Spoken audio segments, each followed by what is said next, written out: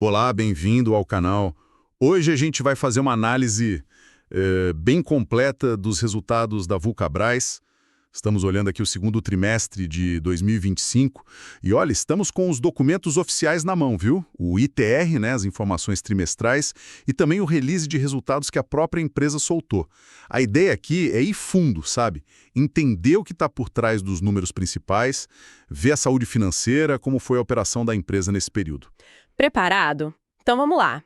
Vamos começar a desembrulhar isso aqui. E logo de cara tem algo que salta aos olhos. Um crescimento financeiro assim que parece até explosivo. O lucro líquido no segundo trimestre de 2025 foi de 353,3 milhões de reais. Isso é um salto, gente, de 152,9% comparado com o mesmo período lá de 2024. E se a gente pega o semestre todo, os 6 primeiros meses de 2025, o crescimento também é bem forte, 101,0%, chegando a quase 460 milhões de reais. São números bem expressivos. Exato. E esse lucro, assim, turbinado, ele aparece direto nas margens, né? A margem líquida no trimestre bateu 39,5%. É um ganho enorme. Mais de 21 pontos percentuais sobre o ano passado. O EBITDA também, que a gente sempre olha para ver a geração de caixa operacional, né? Ele também veio muito forte, cresceu 69% no trimestre, para 296,4 milhões, e a margem EBITDA subiu mais de 10 pontos percentuais, foi para 33,1%. Mas, e aqui é que está o pulo do gato, né? É super importante entender o contexto desses números tão altos. O que é interessante aqui é que uma parte bem grande desse resultado vem de algo que não vai se repetir. É um evento não recorrente. A empresa ganhou umas ações na justiça para recuperar créditos de PIS e COFINS, sabe, aqueles impostos federais. Ah, então peraí. Essa alta toda no lucro não foi só de vender tênis e roupa. Não é assim puramente da operação. Na justiça, ele foi extraordinário. Impactou o lucro líquido em mais de 208 milhões e o EBITDA em mais de 105 milhões, só nesse segundo trimestre. Ou seja, né, se a gente tirar esse efeito pontual, o crescimento da operação mesmo, ele existiu, foi positivo, mas seria bem mais, digamos, pé no chão. A gente vai falar mais disso daqui a pouco nos pontos de atenção. Entendi. Nossa, faz toda a diferença essa informação mesmo. Mas mesmo tirando esse efeito extraordinário, a operação em si, o dia a dia da Vulcabras, parece que andou bem, né? A receita líquida cresceu 17,6% no trimestre, chegou a quase 895 milhões de reais, e no semestre a alta foi parecida, 17,5%, dando 1,6 bilhão. Isso mostra-se uma força importante no negócio principal. Sem dúvida. E esse aumento de receita veio junto com mais produto vendido, né? Foram 8,5 milhões de pares de calçados e peças de roupa vendidos no segundo trimestre. Isso é um volume 4,1% maior que em 2024. No semestre todo, são 15,6 milhões de unidades, um crescimento de 4,8%. E tem um dado que a empresa gosta de destacar, esse foi o 20º trimestre seguido de crescimento da receita líquida. 20 trimestres. Nossa! Sim, são 5 anos seguidos crescendo. Isso mostra uma consistência, né? Uma consistência operacional bem notável. Caramba, 20 trimestres seguidos. 5 anos. Realmente é uma marca e tanto. E esse crescimento da operação, como é que ele se dividiu? Onde que a empresa vendeu mais? Olha, o grande motor, assim, disparado, foi o mercado interno. Aqui no Brasil, a receita cresceu 19% no trimestre. E o legal é que o crescimento foi bem espalhado entre as categorias. Calçados esportivos, a receita líquida cresceu 18,1%. A categoria de outros calçados, que tem chinelo, bota, essas coisas, avançou 16,2%. E a linha de vestuário e acessórios também foi bem, alta de 13,6% na receita. Foi um crescimento bem distribuído. Legal. E o canal digital, o e-commerce? Hoje em dia todo mundo quer saber disso, né? Como é que foi? Continuou muito forte, ganhando mais espaço. A receita do e-commerce cresceu quase 34% no segundo trimestre, chegando a 13,2 milhões. Se a gente olha o semestre, o crescimento foi ainda maior, 42,6%, somando 250 milhões. Com isso, o digital já é quase 15% de toda a receita líquida da Vulcabras no trimestre. Isso é importante não só pelo volume, né? Mas porque reforça aquela conexão direta da empresa com o consumidor, sabe? Sem passar por loja, por intermediário. Agora sim, uma parte que eu gosto muito, as marcas. Um portfólio bem forte, aqui é que fica bem interessante. Como é que cada uma delas ajudou nesses resultados? A estratégia de cuidar dessas marcas diferentes parece que está dando certo sim. A Olímpicos, por exemplo, está fazendo 50 anos agora em 2025 e continua crescendo firme. O destaque maior foi na corrida, com aquela família Corre, que já ficou famosa, né? Lançaram o Corre Turbo, o Supra 2, e esse Supra 2, olha que interessante, mal lançou e já foi para o pódio na Maratona de Porto Alegre. Mostra que o produto é bom mesmo. Puxa, legal isso. Já a Mizuno, ela focou mais em reforçar aquela imagem de alta performance. Lançou o Neo Vista 2, que é um tênis com placa de fibra de vidro, bem avançado, e o Neo Zen, mais para treino. Mas a Mizuno não ficou só na performance, não. Investiu também naquele segmento Sport Style, sabe? Que mistura esporte com moda. Fizeram até uma campanha global chamada Game On, que foi gravada aqui no Brasil. Ah, que legal. Sim. E fizeram eventos tipo o AM Sessions, misturando a marca com música, cultura urbana e, claro, futebol. Lançaram uma edição especial da chuteira Morelli, comemorando 40 anos do modelo. Bem bacana. Olímpicos e Mizuno voando, cada uma no seu quadrado. E a Under Armour, como é que ela entrou nessa história no trimestre? A Under Armour foi muito bem. Foi o melhor trimestre dela desde que a Vulcabras pegou a operação aqui no Brasil. O que puxou mais foi treino, com os modelos Reps e Tri-Base Cross 2, e também basquete, com cores novas do Curry 12, que é o tênis do Stephen Curry, né? Sim, sim. E ainda trouxeram coisa nova para a corrida, como o Infinite Elite 2. Agora, o que é fundamental para entender como essas marcas vão bem é o investimento que eles fazem em inovação, sabe?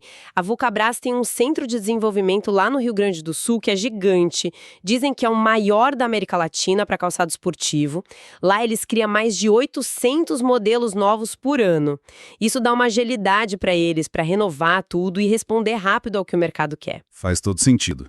Então a gente viu o resultado financeiro forte, mesmo com aquele asterisco do não recorrente, né? Operação crescendo, marcas bombando, inovação. Com tudo isso rolando, como é que a empresa dividiu esse sucesso com os acionistas?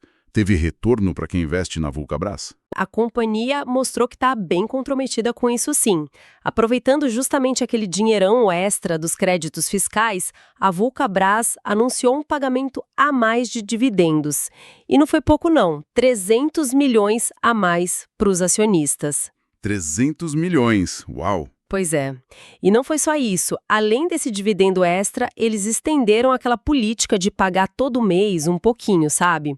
Eles já vinham pagando 0,125 centavos por ação por mês, agora confirmaram que vão manter isso em novembro e dezembro de 2025. Com isso, a empresa vai completar 18 meses seguidos pagando dividendo mensalmente. Fazendo a conta toda, só em 2025, a Vulcabras vai distribuir mais de 741 milhões para os acionistas. É bastante dinheiro. É um volume bem relevante. E fora os dividendos, teve aquele programa de recompra de ações. Ele continua valendo? Continua sim, está ativo. O programa atual deixa a Vulcabras recomprar até 10 milhões de ações dela mesma no mercado, e isso vai até setembro de 2026. No fim de junho, agora, a empresa já tinha quase 3,9 milhões de ações guardadas em tesouraria. Isso junto com os dividendos e a melhora no ROIC. O retorno sobre o capital investido, né? Isso. O ROIC ajustado que eles calculam chegou a 32% nos últimos 12 meses. Tudo isso junto, sabe? Sinaliza uma gestão bem disciplinada com dinheiro e focada em gerar valor para o acionista. Ok, então exploramos os pontos fortes.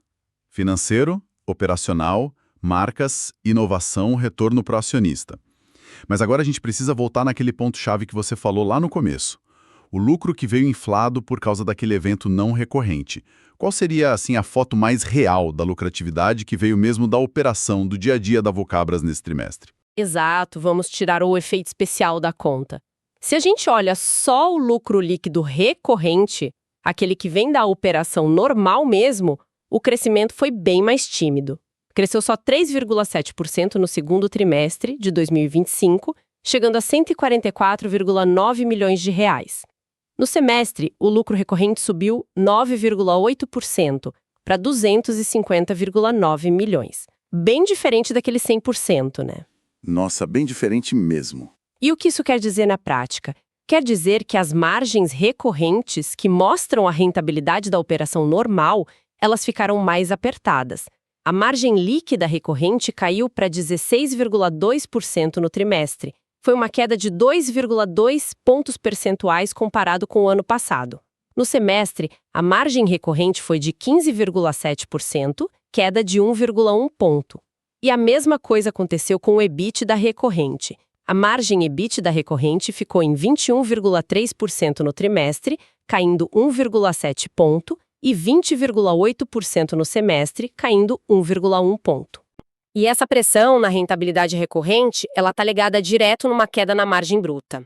A margem bruta, que é basicamente a diferença entre o preço que vendeu e o custo para fazer o produto, caiu para 40,8% no segundo trimestre, isso é 1,7 ponto percentual menos que em 2024. No semestre, a queda foi um pouquinho menor, 0,9 ponto, e a margem bruta ficou em 40,6%. E qual foi a justificativa da empresa para essa queda na margem bruta? O que fez o custo subir? O custo dos produtos vendidos, o CPV, ele comeu uma fatia maior da receita, né? Chegou a 59,2% no trimestre. A explicação que a Vulcabras deu no relatório foi um aumento muito rápido no número de funcionários, principalmente lá na fábrica do Ceará. Essa fábrica é chave porque faz os produtos mais complexos, tipo os tênis da família Correda Olímpicos, que tiveram uma procura enorme. Ah, a demanda explodiu e tiveram que contratar correndo. Exato. Para conseguir entregar tudo, eles tiveram que contratar muita gente de uma vez. E aí, segundo a Vulcabras, essa entrada rápida de gente nova impactou um pouco a eficiência da produção, né? Tem a curva de aprendizado, treinamento. Eles falaram que veem isso como um investimento para conseguir crescer nesses produtos que valem mais e que esperam que a eficiência volte ao normal conforme o pessoal pega o jeito. Mas vale notar também que as despesas gerais e administrativas recorrentes, embora tenham subido em valor, ficaram estáveis como percentual da receita. Isso mostra que nos custos fixos eles mantiveram controle. Entendi a questão dos custos e da mão de obra. Agora, mudando um pouco de assunto. A gente viu que o Brasil foi super bem. Mas e as vendas para fora? O mercado externo, como é que foi? O mercado externo continua sendo um ponto de atenção, sabe? A receita líquida que veio das exportações e da operação que eles têm lá no Peru caiu 10,4% no segundo trimestre.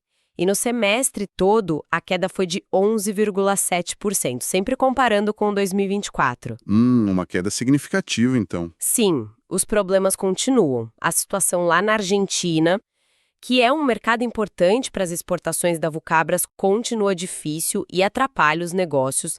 A operação no Peru até deu uma melhoradinha, mas não foi suficiente para compensar a queda geral fora do Brasil. Agora, tem que ponderar o peso disso, né? O mercado externo hoje é pequeno para eles. Representa só uns 4% da receita total no semestre.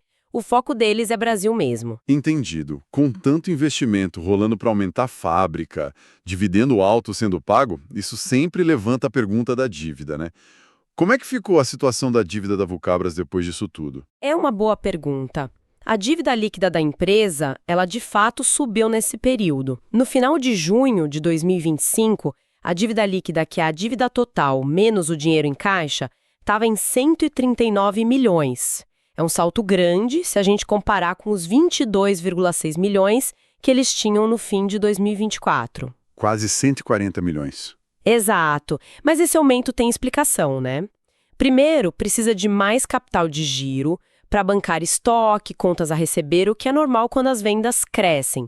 Segundo, aquele aumento forte nos investimentos, no CAPEX para comprar máquina, melhorar a fábrica. E terceiro, a própria distribuição de dividendos, principalmente aquele pagamento extra, né? Saiu do caixa. Certo. Mas olhando esse aumento no valor da dívida, isso preocupa? É um sinal de alerta? Mas a gente precisa colocar em perspectiva. O indicador-chave aqui é a alavancagem, que compara a dívida com o quanto a empresa gera de caixa, o EBITDA. E essa alavancagem continua muito, muito baixa. A relação dívida líquida sobre o EBITDA dos últimos 12 meses ficou em só 0,2 vezes. Ah, bem baixo mesmo. Sim. Significa que a dívida líquida é só 20% do que a empresa gerou de caixa operacional em um ano. Então, assim, apesar do aumento, o endividamento da Vulcabras continua super tranquilo, bem controlado. Bem explicado. Então cobrimos os pontos positivos, os negativos ou de atenção. Agora, olhando para frente, quais seriam os principais desafios para a Vulcabras continuar nesse ritmo bom? Eu vejo alguns, sabe? O primeiro grande desafio é duplo. Por um lado, tem que continuar entregando crescimento de receita e de volume, manter aquele ritmo forte dos últimos anos. Por outro lado, e talvez seja o mais crítico agora no curto prazo, é conseguir recuperar as margens operacionais recorrentes, voltar para os níveis de antes. Isso depende muito de conseguir fazer aquela mão de obra nova lá do Ceará produzir mais e melhor, né? Diluir os custos. Entendi. Eficiência e crescimento juntos. Exato. E some a isso o fato de depender tanto do Brasil, né? 96% da receita vem daqui. Isso significa que a empresa está sempre exposta ao que acontece na nossa economia, no consumo, que a gente sabe que pode variar bastante. É um desafio navegar nisso. Outro desafio grande tem a ver com os investimentos, o CAPEX. A empresa está botando muito dinheiro nisso. Foram 66,5 milhões lá no segundo trimestre, 85% a mais que em 2024. No semestre, quase 115 milhões, 75% a mais. E para onde está indo esse dinheiro todo? Onde eles estão investindo tanto? O foco principal é aumentar a capacidade de produção nas fábricas mesmo.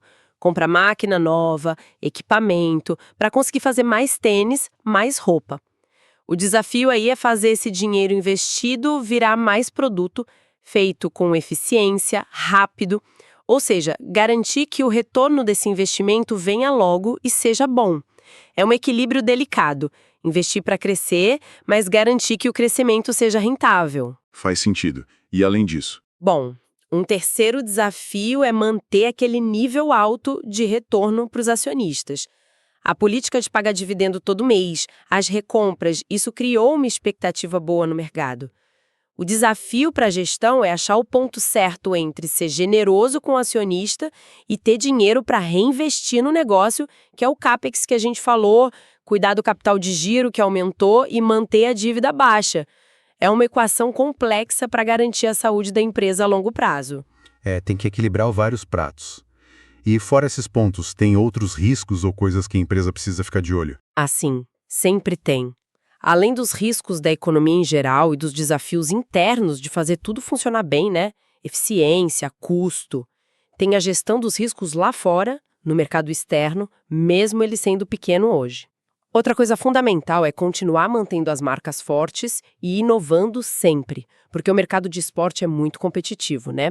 Tem gigantes internacionais brigando aqui no Brasil. Verdade. E cada vez mais importante, a gente não pode esquecer da agenda ESG, ambiental, social e de governança.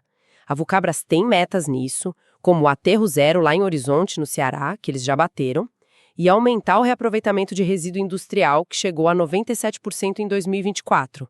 O desafio é continuar avançando nisso, que custa dinheiro e exige gestão, mas que também pode trazer eficiência, reduzir risco e melhorar a imagem da empresa. Então, para a gente fechar a conversa, tivemos um trimestre com números de lucro e EBITDA que impressionam à primeira vista, mas que foram muito ajudados por aquele ganho na justiça que não vai se repetir. Por baixo disso, o que a gente vê é uma operação que continua sólida, crescendo em vendas e volume pelo 20º trimestre seguido, isso apoiado em marcas fortes e investimento em inovação. Só que essa operação está sentindo uma pressão nos custos e nas margens recorrentes, né? E tem o desafio de recuperar essa rentabilidade ao mesmo tempo que investe pesado para o futuro e manter o acionista feliz. É isso. E isso deixa a gente com a pergunta principal para quem acompanha a Vulcabras, né? Será que a empresa vai conseguir fazer esses investimentos todos em capacidade e essa turma nova contratada se traduzirem numa recuperação das margens logo? Vão conseguir equilibrar essa volta da rentabilidade com o ritmo forte de crescimento e inovação que eles tiveram nos últimos 5 anos, e tudo isso sem estragar a saúde financeira e o retorno para o acionista, a execução da gestão nos próximos trimestres vai ser crucial para responder isso. Uma história que, com certeza, vale a pena a gente acompanhar de perto nos próximos resultados. Ficar de olho. Bom, agradecemos muito por acompanhar a nossa análise aqui dos resultados da Vulcabras. Esperamos que essa conversa tenha sido útil para entender melhor o momento da empresa.